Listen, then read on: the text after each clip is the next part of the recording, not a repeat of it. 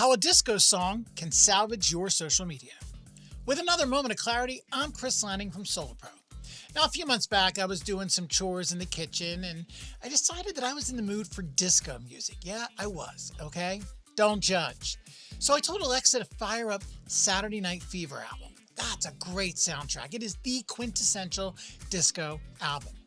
And so I'm, dancing around, singing, and it got to the song More Than a Woman by the Bee Gees, one of my favorite ones from that album.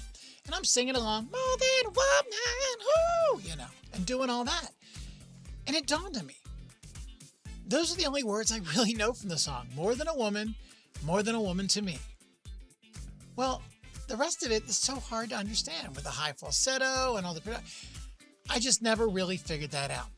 So I was going to go look up the lyrics, but again, I'm doing tasks in the kitchen and said, you know what?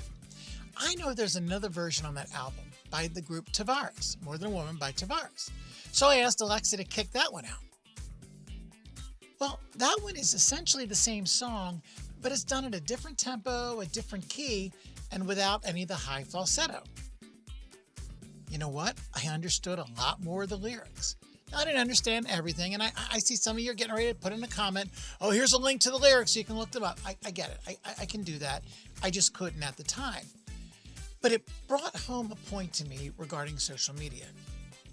Most of us, when we do our social media, we put it out in the form that we're most comfortable with. If you're somebody who's mostly comfortable writing, you may put it out in a written post or an article, things like that. Me personally, I like to put out videos. I love to turn on the camera and talk to you. And so it seems like it's easy. Just record the video, slap it in, and put it out. But here's the thing. When you put out a video, there are a lot of people that don't watch it, either because A, they don't have the audio up, and what's the point of the video if they can't hear you? Or B, they just feel like they get the information faster if they read it rather than to sit there and watch the video. And you want to know something that's really funny? I am one of those people. And I love putting out videos, and I like watching some videos on TikTok and enjoy that. But when I'm Googling information on something, on how to do something, whether it's, a home project or something in a software or something that I need to know, and I get nothing but YouTube videos on how to do it, I go insane. I'm like, I don't have the time to watch a 7-minute video. Just give me the text so I can scan through, find what I need, and move on. So here's somebody who likes to do video that even doesn't always like to consume it that way. That's what you need to remember. When you put out something, you need to put it out in many different forms. But here's the thing. You don't have to write all these different things and put it out in these different forms. You can start with a video. This is why I tell people, record a video, have it transcribed. There's a lot of AI tools that transcribe it. Now, I personally like to go through, clean up the transcript because for some reason it doesn't seem to understand my Jersey accent. I'm not sure what it is.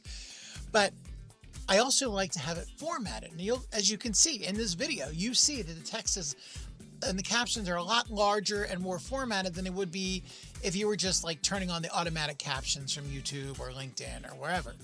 So I do that because now somebody going through sees a video, maybe something in the caption captures their eye, and then they can still read it if they aren't able to listen to it.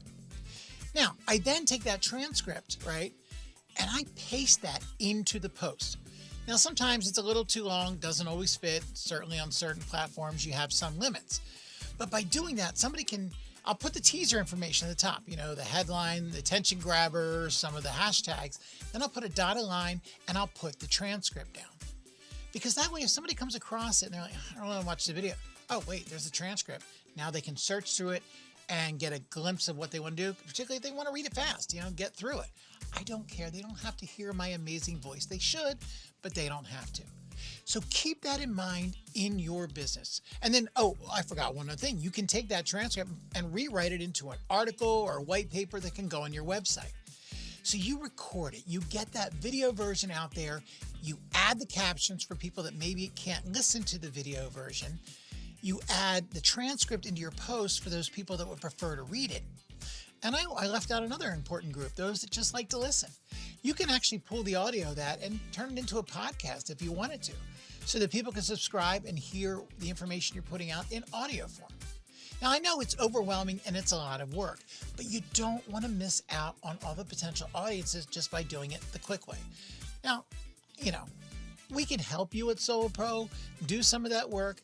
That's my brief little sales pitch. But the reality is you can do most of it yourself, whether it's using AI tools or just good old-fashioned hard work.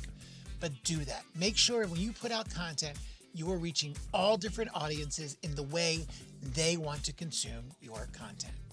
Now, if you want to hear more moments of clarity, head on over to gosolopro.com/MOC.